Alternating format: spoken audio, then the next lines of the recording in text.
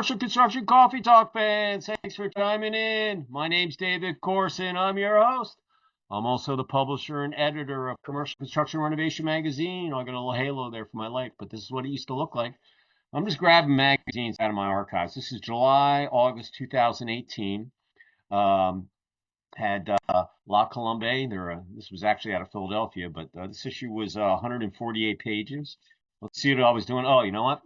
This is me in Buffalo, below Niagara Falls, and we rented a jet ski boat to take our attendees.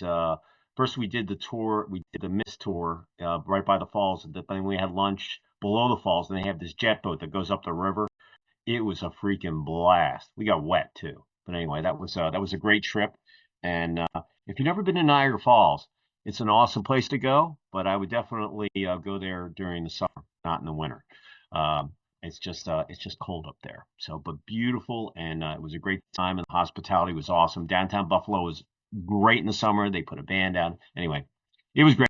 Hope everybody's having a great TGIF. Got the weekend ahead. I got my DU swag on. We're playing Marquette tonight under the lights. We're going to close out the Big East with a win against those guys, and then next week is tournament time to get the auto bid for the lacrosse tournament with the finale Memorial Day weekend in Philadelphia. We're ranked number 4 in the country, and so it should be great. We'll probably end up playing Georgetown, who we beat a couple weeks ago, and I'm sure there's some revenge there.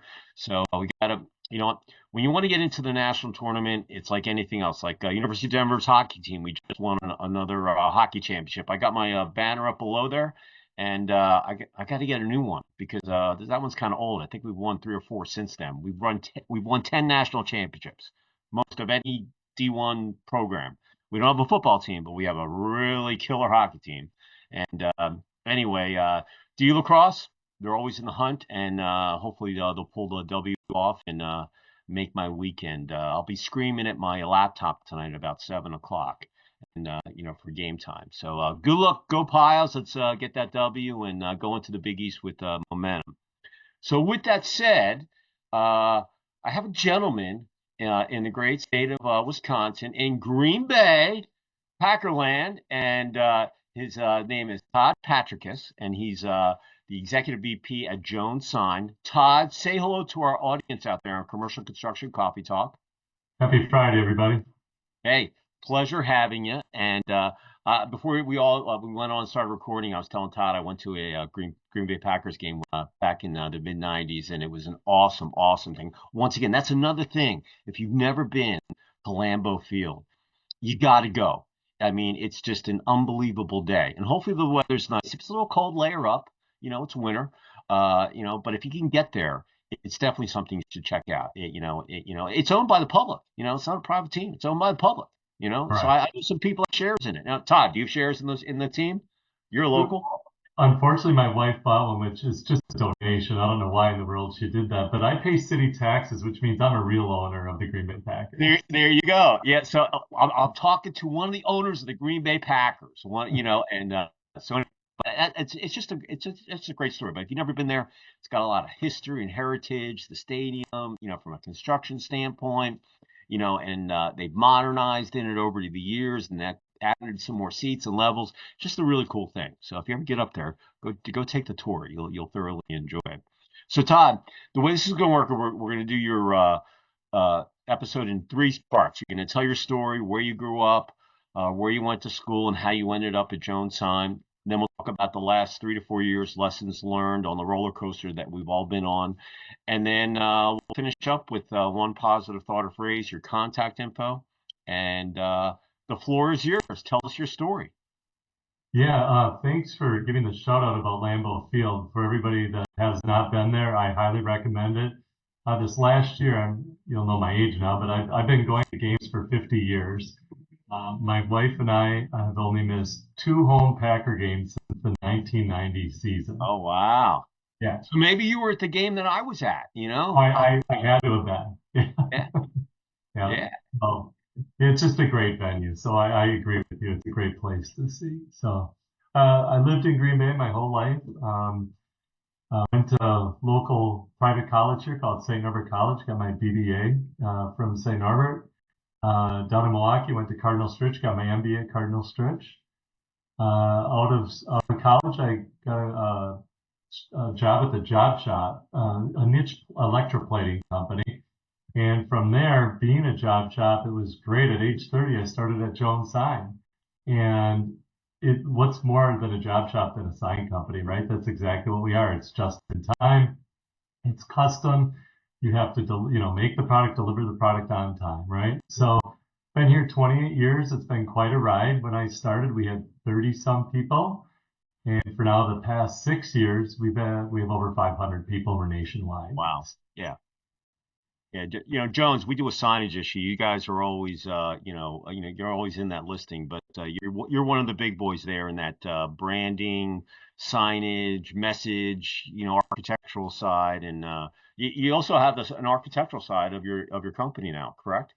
Correct. So we've really diversified. I guess if you want to talk about lessons learned through not only COVID, but even the Great Recession. I'm old enough to live through that, right? Yeah. 2008, 9, and 10 in there. So, yeah, we're really retail heavy. So we're a national sign company. So we have a lot of national accounts, right? I think the big national retailers that open 150, 200 locations a year, right? That's our bread and butter. That's what we do.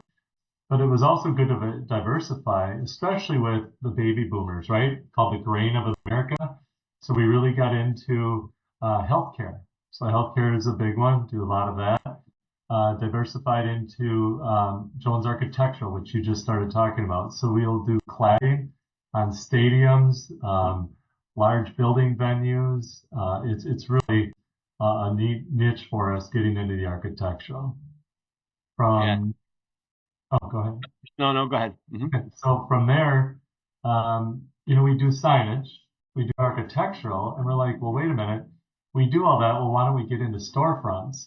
So then we acquired a company out of Phoenix, and now we're Jones Storefronts. What makes more sense? It's turnkey.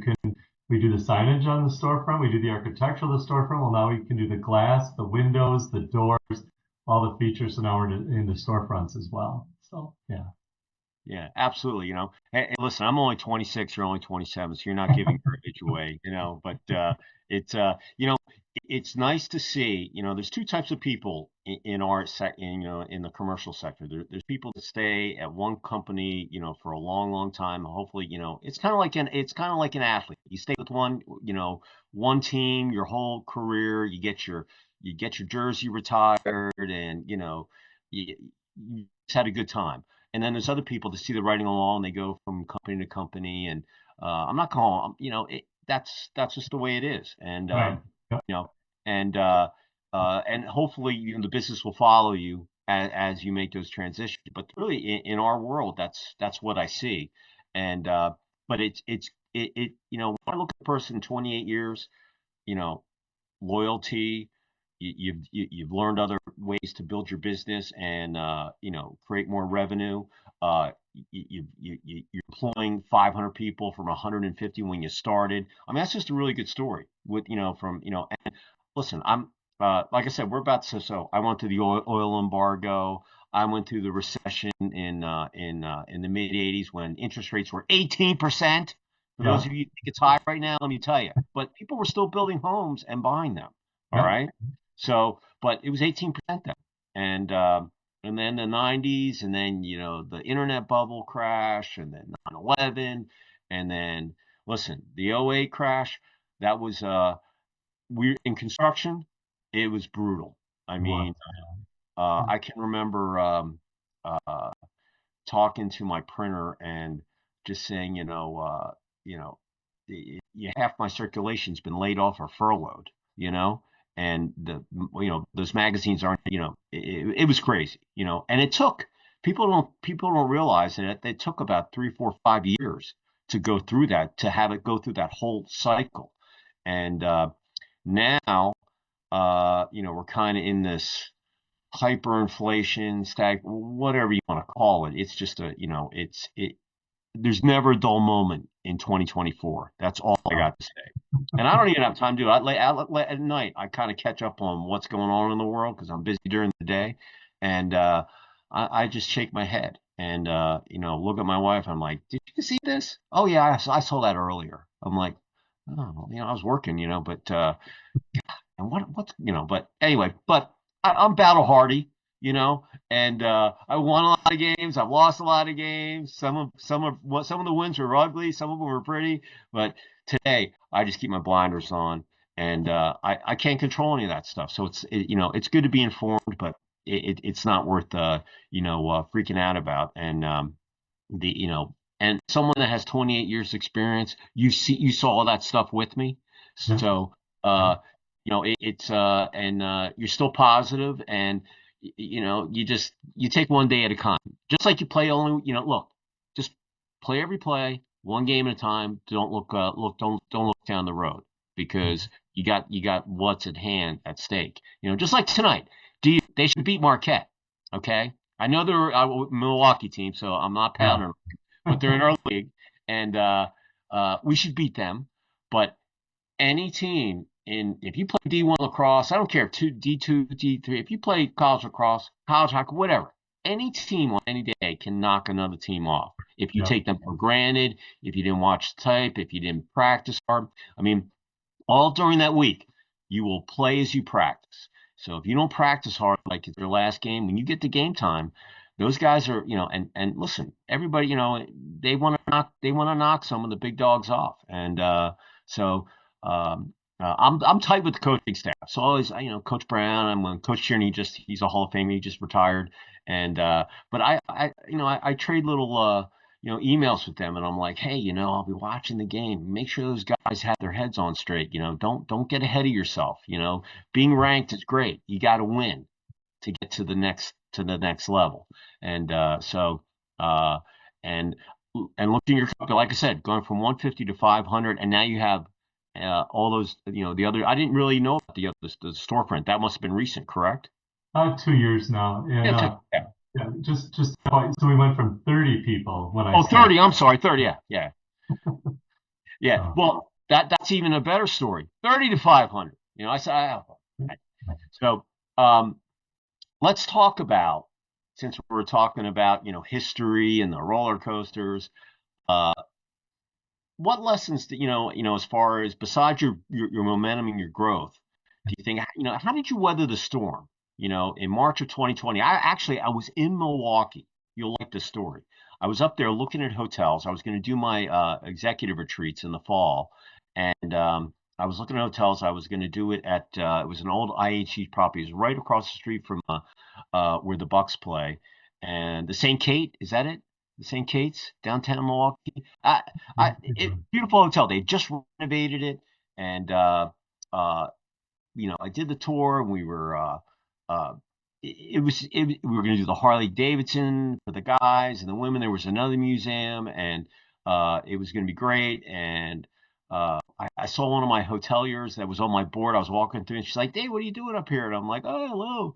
And anyway, so I was really psyched to have my event, and then uh, I flew home, and a couple days later, I was flying to Columbus, Ohio. D was playing Ohio State in the horseshoe and lacrosse, and everything got canceled, and everything, March Madness. I mean, everything was canceled, and I had my 10th anniversary event in Jacksonville. As most people I ever had to attend my summit, and February I did my event in my monthly cocktail party in Coconut Grove. We took a tour of an outdoor shopping center that was getting renovated. Anyway, uh, everything just kind of, oh, it'll be a couple weeks and whatever, and then the reality set in. And like many companies, I had to make my decisions and so forth. So talk about how you guys, what you did, and how you weathered it, because it really depended on what state you were in, on how you operated. Correct? yeah, I mean, we were pretty lucky to be in Wisconsin. I mean, my life really never changed. I kept going to work every day. We're a manufacturer, right? So, Yeah. Hmm. my poor wife and kids had to, be at home. But the reason I brought up the Great Recession is because I feel like that prepared us for COVID. So, I talked about our whole national retail side, right? So it's all the multiple locations. Well, once COVID hit, those really just, because they can be fluid. They can say, okay, hold these many locations. So instead of having 30 this year, Now they can cut it down to 10, right? So they can do that. So we could see our business shrinking. But we have our whole project side, right? So we do huge one-off custom sign projects for sports, for venues, for hospitals, for all these things, right? Our architectural side, our Jones Sports, our storefronts, right? So what was great is when we could see that the national was coming down, we then pivoted and said, okay, well, we need to have the work continuing to come in. So by doing that, we were able to look at our pricing models.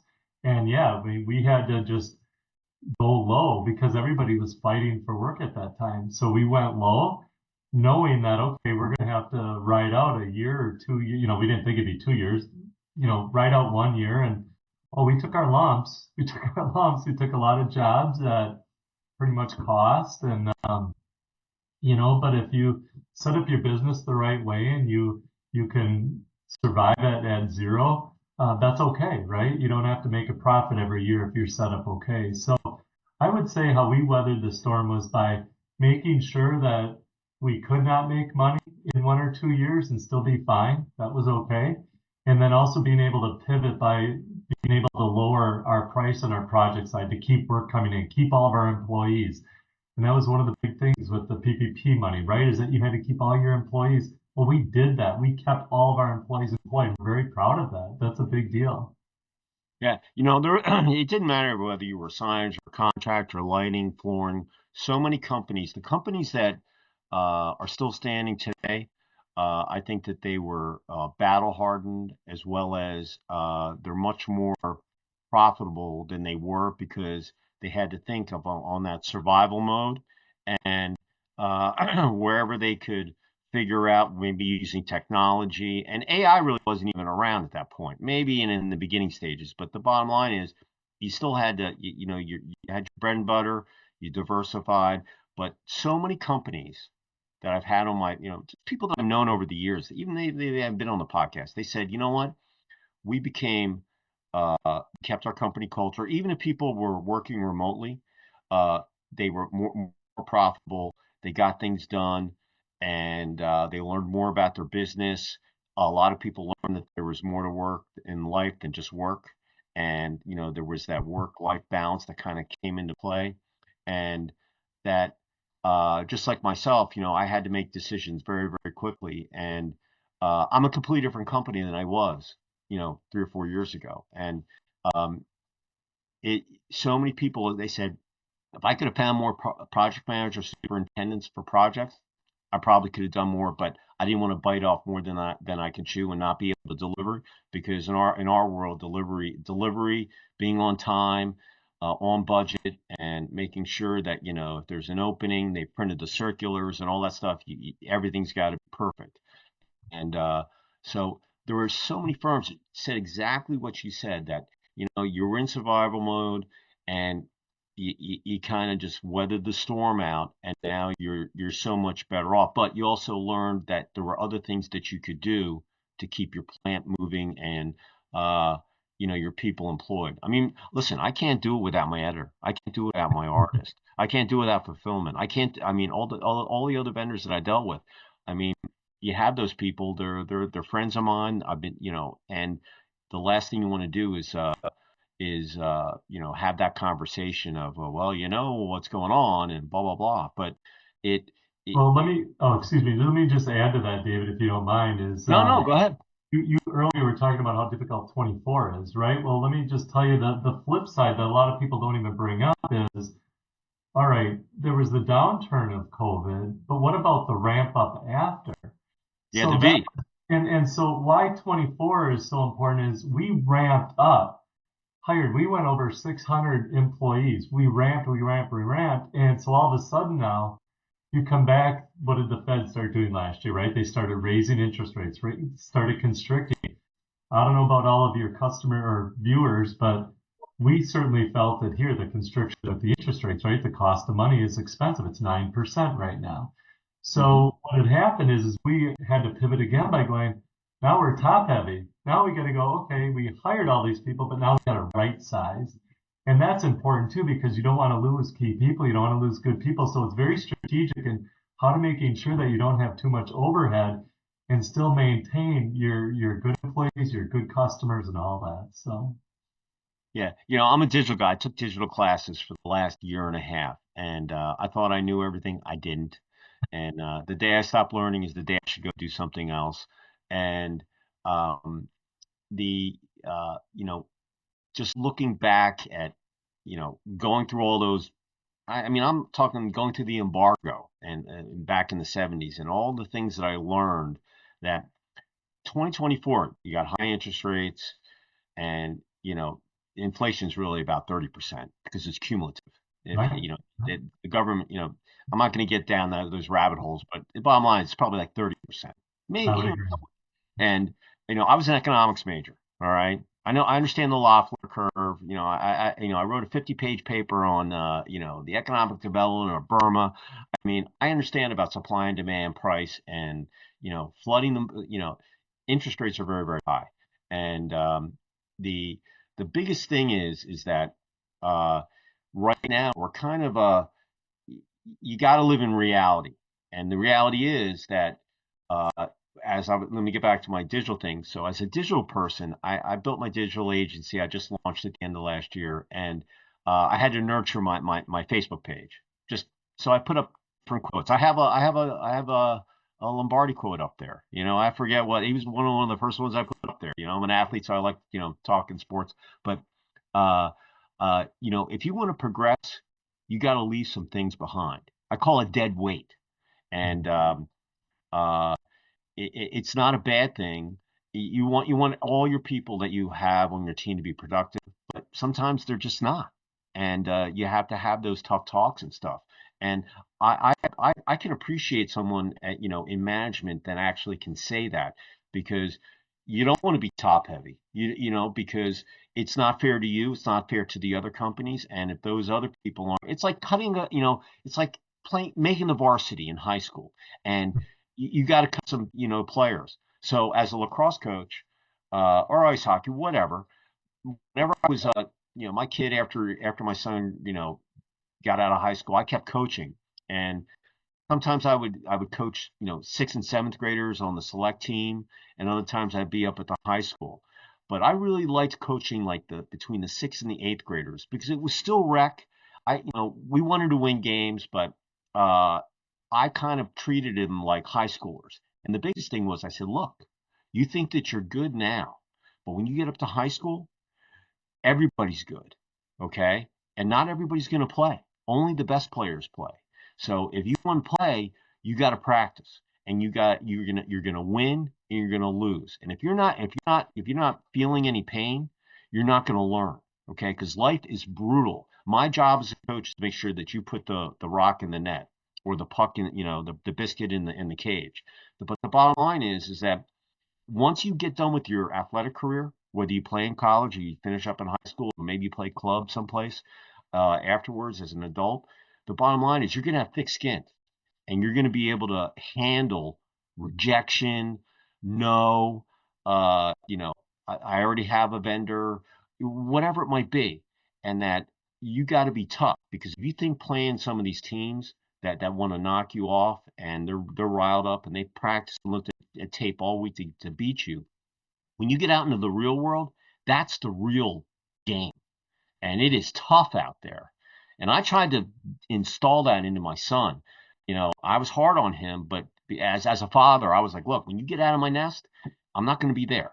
You gotta be able to deal. And there's going to be people that you don't like. Some bosses are going to be very tough on you. You're not, and you got to be prepared to, for rejection or having some bumps in the road. But I always say you got to stay positive. It's all about your mindset. Not everything is going to go your way. I try to learn every day. And so being that top heavy thing and being able to say that with conviction, man, that's awesome. I got hats off, because that's real business, right? Exactly. I mean, you have to look out for the betterment of all of your employees, and you got to make sure that you're doing the right thing for the customers, the right thing for your employees. But most importantly is you still have to stay profitable. Otherwise, you're not going to be here for the long haul.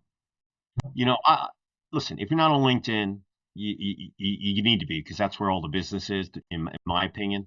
And I kind of gauge the economy on LinkedIn, on how many people are showing, open to work, or you'll see more jobs. And it was amazing how many people ramped up, just like you did.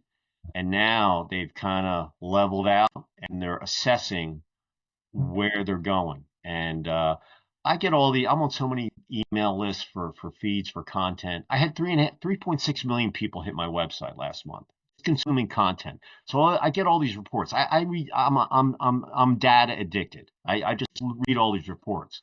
But when I see that architectural services are a little sluggish right now, and those are things where they're planning projects, etc. Uh, still contractors are still looking for supers and PMs and so forth. But listen, I get I feel the winds of change, and you know, is there a storm out there? Yeah. Will it hit you direct? I have no idea, but I have a good pulse on where people are, and once again, you just have to keep your blinders on, but being smart and being frugal with running your business is probably the best thing that you can do. And you have to make tough decisions. I mean, that's life. And but like I said, the ramping up and all that's just an awesome thing. Let's talk about some of the coolest projects that you've done. Yeah. That with any of your divisions. Over the last couple of years that are people if they're in that city, hey, check that out. Joan Sign did that. So. Yeah, you were talking when I was talking to you earlier, we are talking about, some products and things of that nature. And, in the sign business, there hasn't really been any really new products since, LED back in the late 90s, right? That took over neon and fluorescent and all that. But what's really neat is all these products keep making advancements, right? So for example, LED now has programmable LED. Well, one of the coolest projects we've done is called FC Cincinnati, the soccer team, the Sure, MLS yeah. team. And if you go and look at that, it is so cool. We did, boy, I can't remember, like 300 vertical bars that are all with the programmable LEDs. So when you look at it, they have like a soccer ball rolling by, and they're all architectural fins.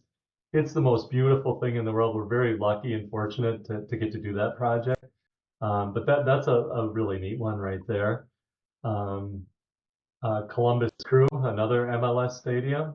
Got to do that. That was a pretty neat, where it's all the architectural cladding on that we're just talking about.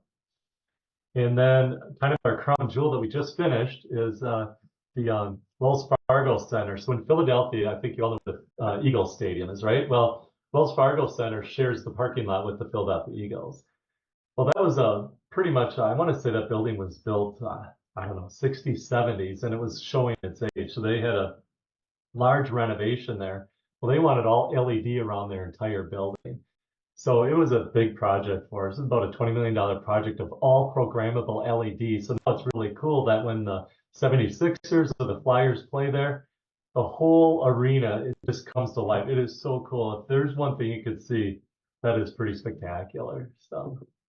Philadelphia is my hometown, and I grew up there. Here's a good story. You'll like this. My uncle was Leonard Toews. He was the original owner of the Philadelphia Eagles. Oh, And okay. anyway, he was married to my grandmother's sister, my Aunt Jane. So when I was growing up, we used to go up and sit up in the owner's box. And this is like during you'll remember some Roman Gabriel, Sure. Yeah.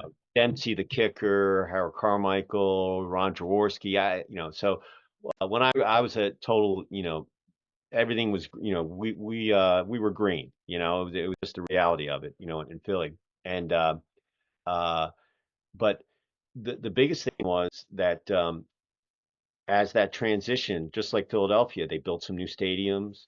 They got rid of JFK. That's no longer the Spectrum. That but as they built some of those new venues, they learned about technology and they implemented it so it can be more instead of just going to the game, it was more of an experience. And I think that's the biggest thing that people, if you're going to shell out, 80, 100, whatever for your tickets, uh, you got to be playing in a really cool place because Yeah. people want it's not just the game. I mean, some people are just like, they're fans. They want to watch the game.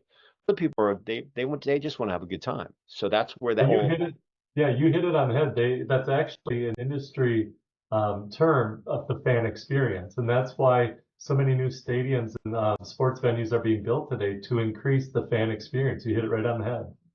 we I do my receptions with the Retail Contractors Association every month. And last year we took the tour of the SoFi Stadium Yeah. and in LA. And there's another place that's if you're in construction, I mean they're right by LAX. They had to dig 400 feet down to put the field in there. But anyway, on the top of the stadium, I didn't know this until I normally fly in there during the day. I don't fly in there during the night. So I didn't know it, but they have all these LEDs. I don't know how many millions of them are up on that roof, but it's programmable. And it was an amazing thing that they did. But they thought about everything. I mean, it was just uh, uh, it was a really really cool thing to see. First of all, because they had the hindrance of the flights coming in to land or take off from LAX, so there was a height issue.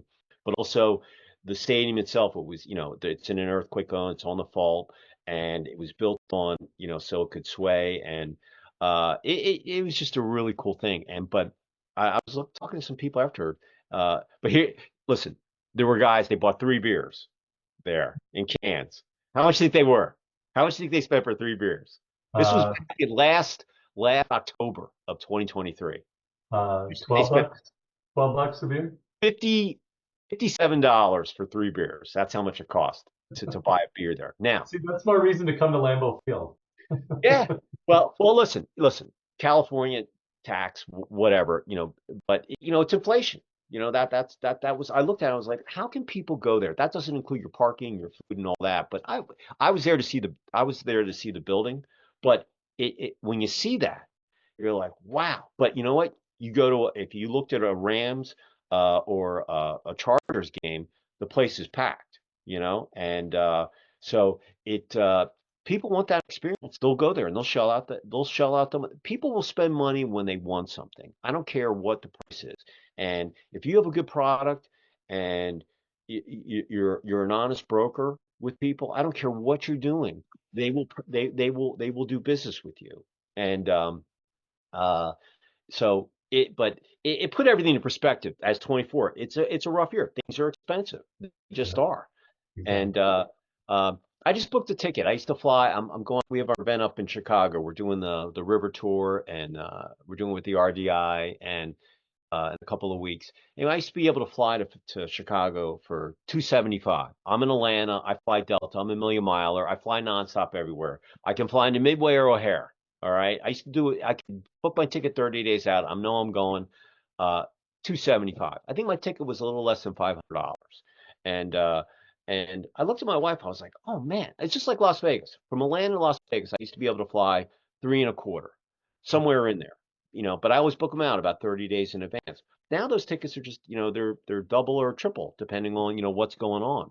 So these are all the things. If you're out there in commercial construction cost stuff, you know what I'm talking about. And but you still have to, life goes on. So you pull your big boy pants up and you just roll with it. Go with the flow. There's nothing you can do it. Roll with it and make the best of it. And so I can, what, I rarely have these kind of discussions with people about business, and at a macro level, not in the micro where I'm getting into the weeds with the budget lines and all that. But it's so refreshing to hear someone that is heading it on, that they're realistic, but they're also still maintaining their momentum. And, so you can play another day, in putting it in sports analogy. So kudos to Joan Sign and what you've done. I mean, what a great story, you know? Thank you. If you're not growing, you're dying. So we got to keep going. Yeah, that's retail. If you're not growing, you're dying. It's the way it is. Hey, CVS, they know how much money they're gonna make every month. So if they're gonna keep stockholders ready, they got to build more stores or Walgreens or whatever. When I started my magazine, Home Depot was building 140 stores a year. You know, not doing that right now. And Right. but it could, it's a cycle. And retail stores, they have to keep themselves fresh. So every 2 to 4, 3 to 5, 4 to 6, whatever their model is, they're always going to come up and refresh it. And if you see anything in the news, oh, so and so is closing so many stores. But if you read 4 or 5 paragraphs down, say, yeah, but we're building 20 big stores, or we've got 20 new prototypes coming out. And someone that's shutting old stores or dog stores that weren't doing well, it's not a bad thing. Someone's going to come in there eventually, take those stores over, and they're going to have to renovate them. They're going to have to put new signs up. They're going to have to put fresh paint, new fixtures, FF&E, whatever it might be. And so from our standpoint, it's just like a hurricane. A hurricane comes in, it's awful to see some of the damage that's done, but it's going to get rebuilt, Right. and someone's going to have to do that.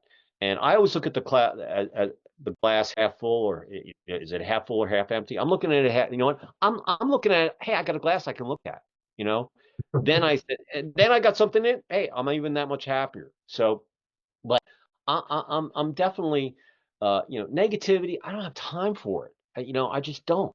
I just want to because I know I'm going to lose. I know I'm going to win, and hopefully if I win more than I lose, I'm in the black, and from a profit standpoint. So the the whole mindset, as you know, we're now just about the first month of Q2 was over. So if you're out there in commercial constructor coffee talk, listen to me. Stay positive. Okay. It's a cycle. Everything happens for a reason. You just got to weather the storm, and keep your blinders on, stay positive, do what you need to do to survive. And once it's going to turn, it's probably going to get better. It's probably going to get worse before it gets better, you know? And, I remember when I was on my senior year at DU, we had an awesome team our junior year. I mean, it was awesome. Anyway, everybody graduated, and a new coach came in, and I did the 5 year plan there. I took a year off. I worked up on the mountain. I skied. My parents had a house in Vail, so I mean, I did that. But this guy came in. His name was Bruce. I forget his name. Anyway, Towson has a great lacrosse program. Maryland's a lacrosse hub. So anyway, he comes out and he sits me down. He's like, "Hey, you're a senior. You got, I'm like, Bruce, there's our team's not that good this year. I'm going to be honest with you. I'm positive, but we have a lot of young kids, a lot of freshmen, and you're coming in from a big time program, and you know, I'm just telling you, it's going to be rough." And I don't think he realized how rough it was until he got out in the field, and he was like, "Oh man, what did I get?" He was only he left after a year, and my senior, and I told him, I was like, I'm not having fun, Yeah. and I really don't want to play this year. I did fall ball, and then springtime came, and I was graduating. I was like, you know what? I'll just play in the men's league here locally, and I'm just not interested in playing, because I didn't like the way he coached, number one, but number two, he didn't make it fun. If you're not having fun, it's very tough to do your job or play or any of that stuff. And uh, and they went through, but they've only had like four coaches there at the DU for lacrosse in 60 years. And but he came in, and he didn't do his homework, because he would have realized, hey, let me see the roster. Let me see. Oh my God, there's only like one or two seniors, and then what am I going to do? And you're coming from a big program, and you want to build it up, and so I get it. The whole thing about winning and losing. Why, listen, you're part owner of the Packers, an official one. So you understand, as an owner, even though you're a small minority one, it doesn't matter. You understand about winning and losing. And just like Jones, hey, Absolutely. we went from here to here. How can we maintain it, and maybe even grow it? Maybe there's something else that you're going to put into your repertoire down the road. And so I really appreciate you sharing all that. I mean, it was it normally, yeah, we go on all different tangents, but this was a really good business conversation, because Well, it can be applied to anybody that's out there that you just shared. yeah. So, well, let's do this. If someone was wanting to reach out to you about design, architectural, the storefront, or maybe there's something else that they're working on that they want to incorporate you in, how would they reach out to contact you? What's the Sure. best? Yeah, you can go to our website, jonessign.com. So that's Jones and then sign.com. Our website's the best way. Otherwise, please, you can feel free to email me at patrickus@jonessign.com. There you go, people out there in commercial construction coffee talk. If you want to talk branding and signage, cladding, storefronts, sports venues, what have you, LED lights, Todd's the man. He's been around for 28 years. He's probably seen everything. All right. And he's going to be seeing more stuff down the road. So call him, discuss it, see what's out there. And listen, I posted that Cincinnati. You guys sent me a press release on that, and I posted Okay, it up on the website. So if you want to see what the stadium looks like, they sent me a really cool picture. I don't know if it's what he was, suggesting that you look at, but it was a really good PR piece. And guess what? The way that people get on this on my podcast is normally someone will send me a press release, and I'll read it, and I'll reach out to them and say, hey. This is a great story. I've never had someone like that on here or whatever, be a guest. So if anybody wants to reach me, you can get me at davidc@ccr-mag.com. And listen, it's like playing the lottery. If you don't buy a ticket, you can't win. If you don't right. send me something, I can't look at it. I can't post it. Very tough to get in the magazine, all right? But we have so many social media channels that we post on every day. And we get back to you, our TATs, turnaround time, 24 to 48 hours. We post it, we share it with you. It's good for your SEO, which is your search engine optimization. For those who don't know, that's how Google finds you. And I'm on a lot of pages on the first page. And you know, let us judge the book by its cover. It could be a charity golf tournament. It could be an anniversary for your company. It could be a new product announcement, a new division. And like I said, a lot of people over the last couple of years have found out that there's more to life than just work. So I don't post construction stuff or renovation of facilities. I post some other stuff, how to buy the right cell phone, what's the best insurance, you all live in homes, what's the best way to keep your gutters clean. I mean, I put all sorts of stuff up there. The majority of it is construction, don't get me wrong, commercial, but I put some other stuff up there, and I've diversified because I know everybody has other lives than just, work out there. And even myself, the workaholic here, the sports guy, I understand. And even my wife said, God, man, it's like you're a different person. I'm like, I know. Life's short. You got to make the most of it. So it's not just work, work, work. Enjoy yourself. But getting back to me, send me something. All right, because that's how Todd got on here, and I look at everything. And free PR is good PR too. And we post all day, so we love that. Send it to us and let us look at it. So Todd, if you were going to leave one positive thought or phrase as we finish up Q2 and remainder of 2024, what would it be? It's so great you're a positive guy. I've always been a real positive guy, and you hit it on the head. Is that just do what you just said? Stay positive for the rest of this year because you're gonna have to exercise patience for sure. You're gonna have to exercise patience, but in this whole thought, one way to stay positive that I've always found is just be thankful, be grateful for everything that you have. That is the best way right there. Every day, just be thankful and grateful.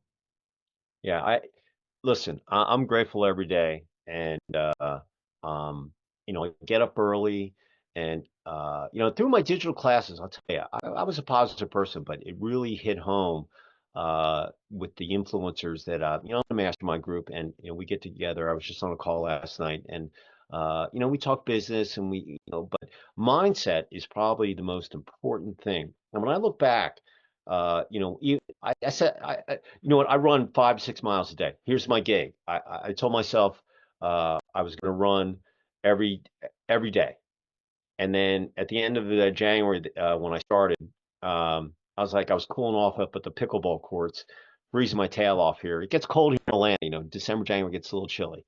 Anyway, I'm up there and I said, oh, I should just do a little video. So now I do a little video every day. I talk about my day, how was your day, and then I always leave a positive thought or phrase, whatever comes into it. And I use a lot of, sports analogies and so forth. But I just posted my video the other day was,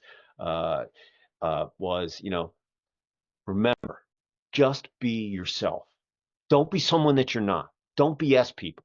Be yourself, be true, and you're just gonna it's an amazing thing. People try to be all things to all people. You know yourself better than anybody. You know what your weaknesses are, you know what your strengths are, you know what you need to improve on. Uh, you know, and I can't say that enough. Be yourself. Remember who you are, and you'll enjoy your day and your weekends and everything else. But I'm grateful. I'm grateful I met you today, Todd. You know, Likewise. absolutely. So everybody, a couple things before we finish up. Number one, if you're out there on the construction site, we want you to be safe. We want you to get home, see your kids, your wife, your husband, your partner, you got dogs, cats, turtles, whatever. We want you to be able to, have a dinner, relax, and go and get up and get back to that construction site the following day. So number one, be safe.